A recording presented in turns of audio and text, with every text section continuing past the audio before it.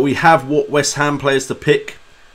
Of course, West Ham have a great run of fixtures right now. Crystal Palace, Fulham, Watford, Southampton, Burnley, Brighton, Hove Albion. Now, Arnautovic was the favoured choice going into this good run of fixtures. However, I was worried about Arnautovic and this, was it a back injury he seems to be carrying? So for me, I didn't want to risk a player that I felt would be rested in this busy period and could pick up an injury. So I went Felipe Anderson, thinking Felipe Anderson has done very, very well recently. And he just seemed to disappear this game week, which was really, really annoying. Now a lot of people looking at Chicharito, a lot of people looking at Robert Snodgrass. I don't have Chicharito stats available from the game week just gone, although I can have a look at them off screen. But we did come prepared with, if I can find it, we do have Felipe Anderson's stats, £6.9 million. In game week 15, no goals, no assists, 3 penalty area touches, 1 attempt on goal, which was from inside the box, but it was not on target.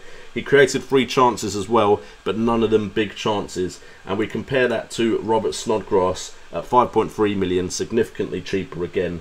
No goals, but 2 assists, 3 penalty area touches, 1 attempt on goal from inside the box. However, it was in the chance creation where he really stood out. 6 chances created, 1 of them being a big chance. And a great game for him. And if you did go Snodgrass because of how cheap he was, you were laughing in game week 15. Absolutely laughing. So, if I was to look at West Ham, if we go to the transfer page. So, 1 second, boys. 1 second. I like Balbuena, 4.4 million. Cheap way into a defence that has some good fixtures. Fabianski is Fabianski. I kind of regret not sticking with Fabianski as I did have him at the start of the season. Other than them, probably no one in their defence really stands out to me. Felipe Anderson, it was 1 bad game week. Let's be fair to him. Before this game week, he had got 13 points, 9 points, 2 against Man City, but then 10 against Newcastle. So he had 3 out of 4 returns, and then he didn't return against Cardiff. But he's played at 90 minutes in all of them except the Man City game where he got taken off. Antonio could be a shout if he gets game time now that Arnautovic looks like he could be out. Snodgrass, I mean, he's had 1 really good return, and then he did get 5 points against Newcastle, so that's 2 returns in 2. But before that, he hadn't returned at all, and he's been a main player apart from that City game since game week 9. So it could just be a purple patch. It could be that he's in for a good run of form. I don't know how long Yarmolenko is out for. Expected back March, so Yarmolenko isn't back anytime soon. I wouldn't be against going Snodgrass as a punt because of how cheap he actually is. Could mean you have a better team elsewhere. But Masuaka as well, 4.3 million for a midfielder. He went and got 5 points this game week. Yeah, he's not returning any other game week. He's not really played full 90-minute games recently as well, so maybe I'm talking out of my backside there. So I wouldn't look at Masuaka. And then up front, with Arnautovic out, expected back 12th of January, busy Christmas period. You have Chicharito and you have Lukasz. Do I think Carroll's going to play? I'm not sure Carroll fits Pellegrini's system that well. I would be very interested in both Chicharito and Lukasz. So what I would like to do is look at their stats from the last fixture, because I don't think Lukasz hasn't appeared in many games all season. So Chicharito does look like the favoured choice. So if we compared the two, there we go. Okay, so in the game week just gone, heat map wise quite similar. Lucas Perez is above in stats though. 2 goals to no goals, of course, which I'm sure you all know about. But as far as penalty area touches, it's 3-0. Did Chicharito play? He did. He played 64 minutes. Chicharito had no penalty area touches. That don't seem right. Like, one of the most goal poaching strikers I know of, Javier Hernandez, had no penalty area touches. No attempts on goal. 1 through ball. Was he really that quiet? I mean, don't get me wrong, I don't actually remember when I watched Match of the Day noticing Chicharito at all. So potentially, he did do absolutely nothing.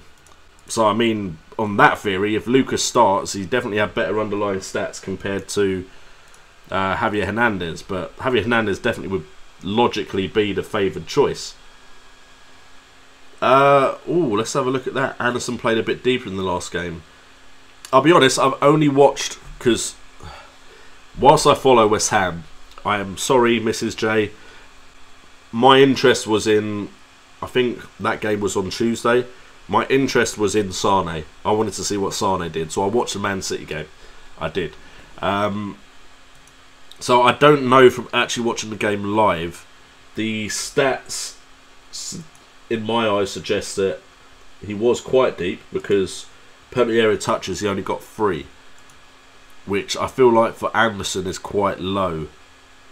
If we go have a closer look at Anderson, yeah, that's quite deep for Anderson. If I go to previous game week, he's only just over the halfway line there. He's a bit further forward the previous game week.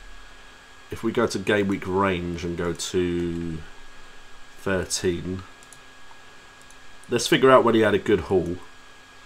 So if we go to Anderson, and he got 10 points against Newcastle, he was further forward. 13 points, that's game week 11.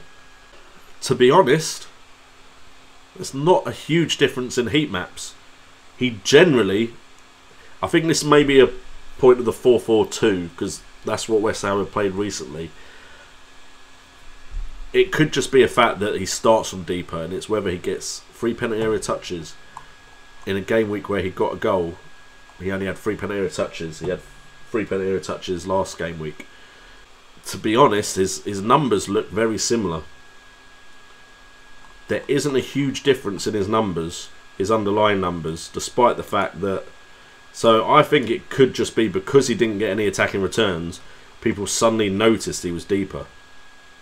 Because, yeah, his stats, very, very similar. He actually doesn't get into the box that often.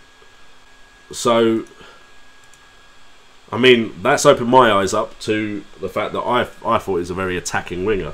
I personally think because he didn't get any points, suddenly people noticed he wasn't in the box that often. He doesn't actually get in the box that often anyway.